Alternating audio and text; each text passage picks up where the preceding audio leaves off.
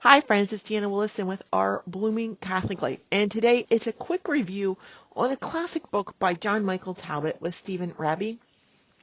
It's The Lessons of St. Francis, How to Bring Simplicity and Spirituality into Your Daily Life. Note, it doesn't say how to bring the Catholic faith into your daily life. That is my key takeaway right there. I think that sums it all up. John Michael Talbot, he's a lovely man. I've talked to him once on a Zoom call, so don't think like we're besties or anything. But he's a man on a journey, and he's still developing, as we all are. This book was written, I think, in 1997. Yeah, copyright is 1997. It is a good, thought-provoking book. What I want it to be is I want it to be like some kind of spiritual guide. It's not. I think these are John Michael Talbot's. These are the lessons I took from here.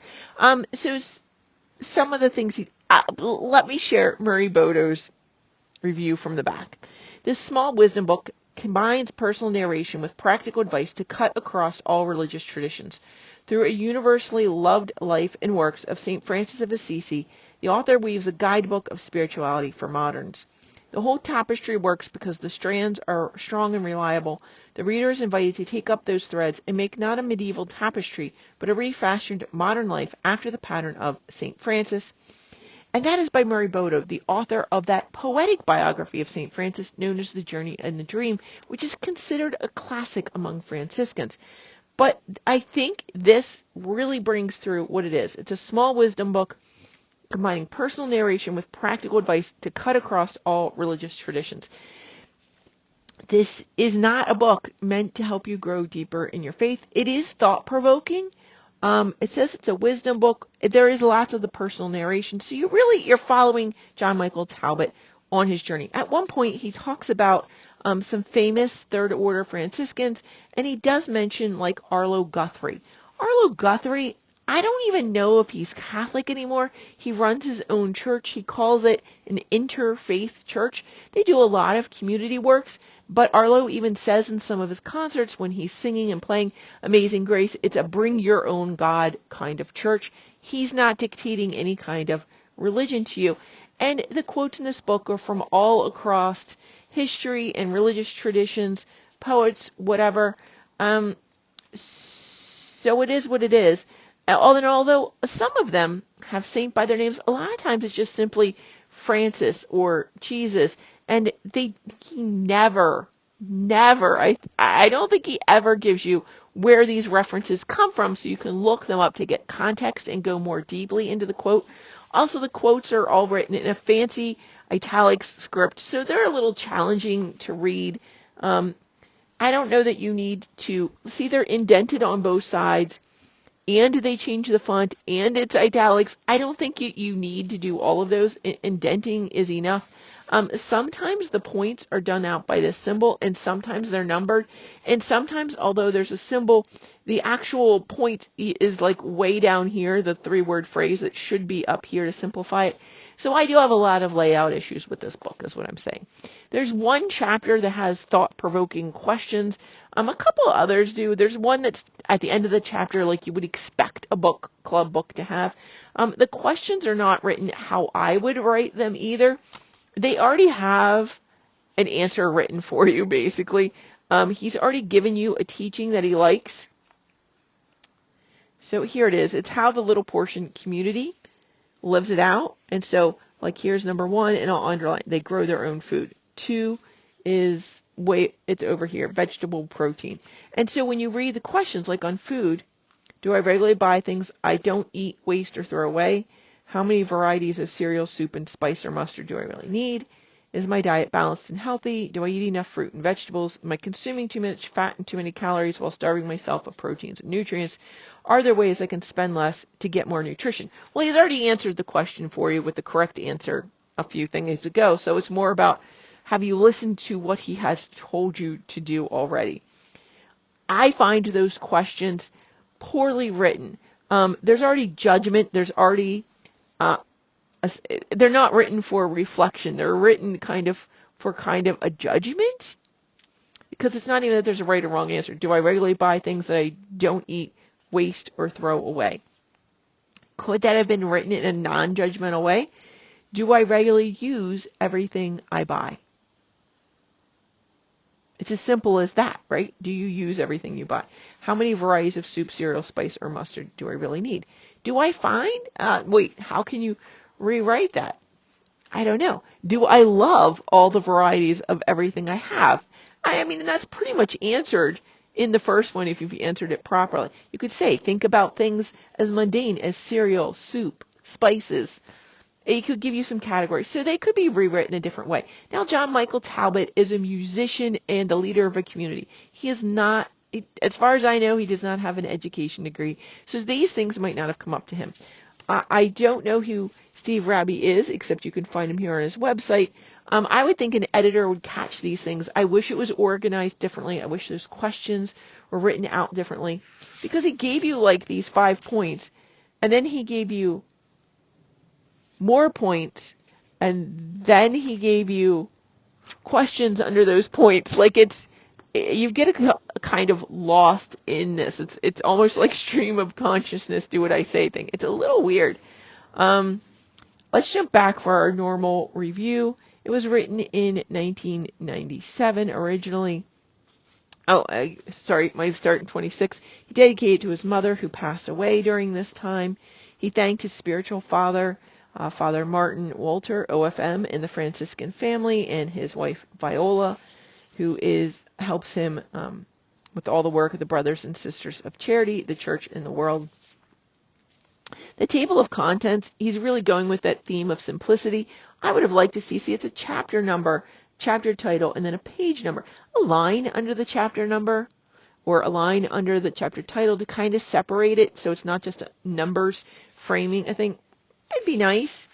And they do correspond, so you could jump around because the page numbers are always in the upper outside corners, and the chapter title is always here, book title always here.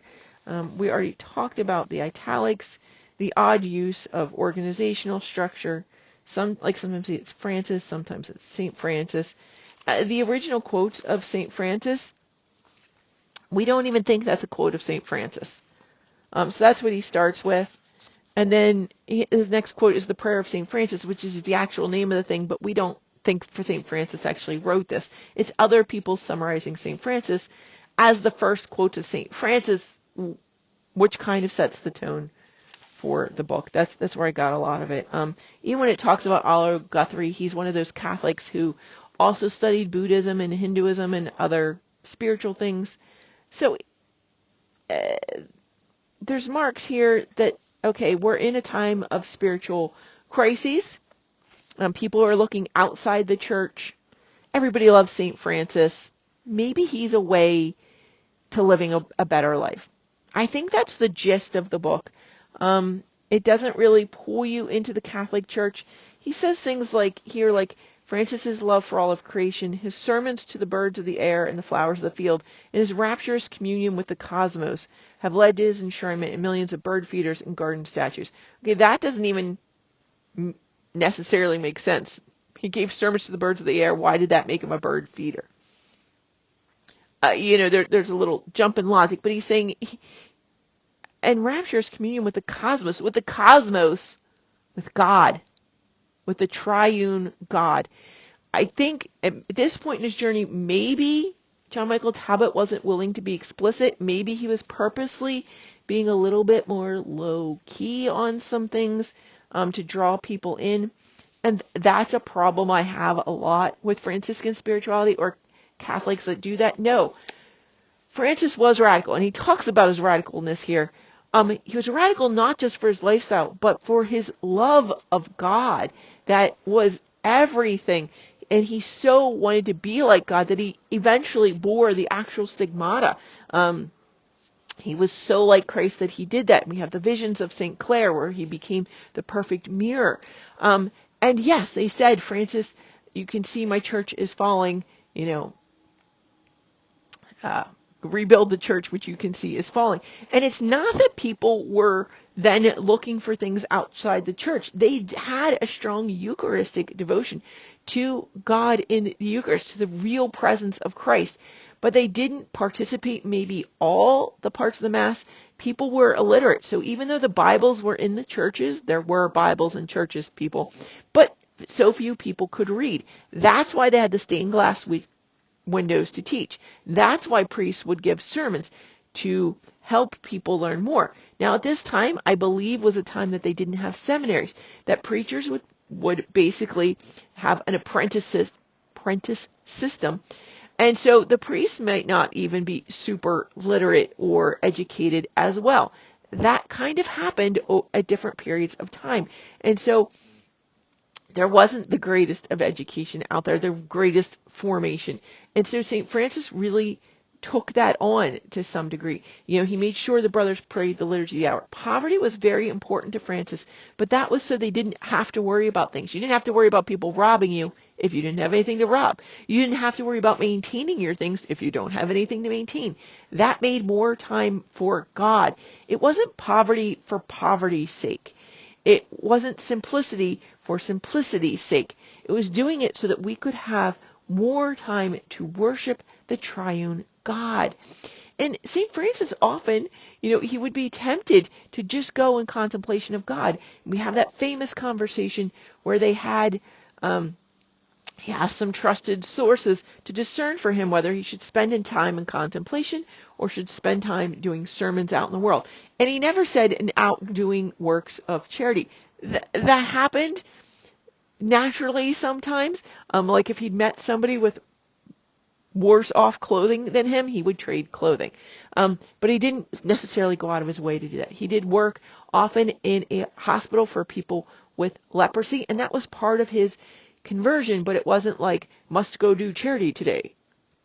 It wasn't like that. We were talking on this channel about some of our virtues with our St. Michael's Lent, and he did charity out of love of God. He loved neighbor out of his love for God. He did things for people out of his love for God. And it's not as explicit in here. So we can read some passages. It's not a book. I think it's written for people of any spirituality to learn some lessons of St. Francis, right? And you are going to bring simplicity and spirituality. To me, they're worthless without the triune God. So that's my point. But I can read you some more of this. I wanted to get all that out, though. So here we are on page 140. In addition to all the practical benefits that come from being a part of a larger communal whole, there are spiritual benefits as well, for community is mystical. Jesus' promise that he would be in our midst when we gather in his name is more than some kind of magical mumbo-jumbo. It's something we've experienced. Sorry, mumbo-jumbo is actually an offensive way of making fun of the Catholic Mass. Anyway, it's something we've experienced here at Little Portion Hermitage hundreds of times as we've worshipped together with our brothers and sisters. It's not some form of mass hallucination or groupthink, but an unmistakable mystic union with each other and with God, during which we sense the presence of Jesus. The Little Flowers of St. Francis, that's a book. That's a book written, it's a collection of stories about St. Francis. The Little Flowers of St. Francis records that many such experiences occurred when Francis and his brothers gathered, and the New Testament describes the unique way Jesus makes himself known to Christians and community. Spirituality isn't supposed to be solidarity, and loving God isn't a Lone Ranger type experience. We are created to enjoy worship both vertically between ourselves and God, between ourselves and God, and horizontally between ourselves and other believers. And community helps us do this in a remarkable and very real way. So we talk about this vertically, look at the beams of the cross, and horizontally. No man is an island entire of itself. Every man is a piece of the continent, a part of the main. John Donne. Another unique aspect of the way Franciscans do community is their balance between being inner-directed and outer-directed. Hey, I just talked about that. So that is in here. Talks about Francis being a mystic, but not a full-time hermit. So a lot of this, you've just killed me. I was like, a lot of this is in here. This could be good.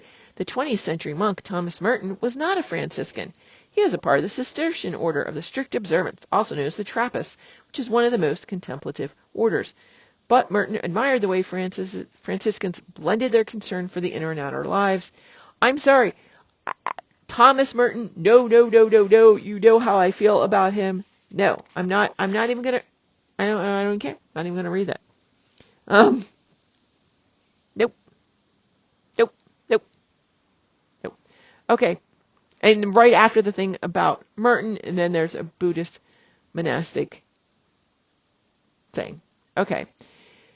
So the book is a part of John Michael Talbot's journey. If you'd like to know more about John Michael Talbot's journey, go ahead and give it a read. This could be useful for a formator to draw some ideas and thoughts and things out of. I'm not saying that should be a Franciscan book study by any means, but does it have its place? Is it useful? Yes. And there are many Franciscans who really admire Thomas Merton. And as much as, quite frankly, that horrifies me, it is what it is. You can research him on your own. Wow. Yeah, I'm just going to step aside. I'm going to end this here. It is a book by John Michael Talbot, who at one point considered himself Franciscan. He does not. He's still Catholic. He follows, he's currently on the path of the Desert Fathers, whatever that looks like for him. It's a great insight into his personal journey, and he's very open about it and honest about it, and I do admire that part of it. I'm not going to be, I may do it for reading and learning about him and learning about others. And like I say, there are pieces here and there that I can tease out and use, and maybe the way he says things are good. But there are fences for reasons, and there are red flags for reasons. And there aren't a lot of fences here, and there are more red flags than fences. And so this book is not really a highly recommended book. If you have it and read it, it does have its place and its purpose. If you're looking for a book for formation, this is probably not going to be it. Whew, I know, I hate doing that. I do love John Michael Talbot's heart, and I know he has right intentions. Yeah, I'm not going to recommend this book. I don't often say that. Not going to give it my recommendation. Am I going to read it? I probably honestly am. I've read a good chunk of it already, and there are moments of it I love and moments of it that you can see outright horrify me, and there are ways I would organize it better. I hope and pray that it is useful for some people, and I hope John Michael Talbot isn't too offended by this. Those are my personal thoughts. Let's just go ahead and say for St. Francis's prayer before the San Damiano crucifix, because it really sums up my thoughts. I'll try and put a link to some of the versions of this in other languages, but I like to pray it in Latin because otherwise there's so many nuances to the translations. I love the original Latin. In nomine Patris et Filii et Spiritus Sancti. Amen. Summe glorioso Deus illumina tenebras cordis mehi, et da mihi fidem rectum, spem certum et caritatem perfectum, Domini et tum. Wow. In nomine Patris et Filii et Spiritus Sancti. Amen. Summe glorioso Deus illumina tenebras cordis mehi, et da mihi fidem rectum, spem certum et caritatem perfectum, Domini et faciam tuum sanctum, et verax mandatum. Amen. Eyes on Christ, friends. Keep your eyes on Christ. Amen.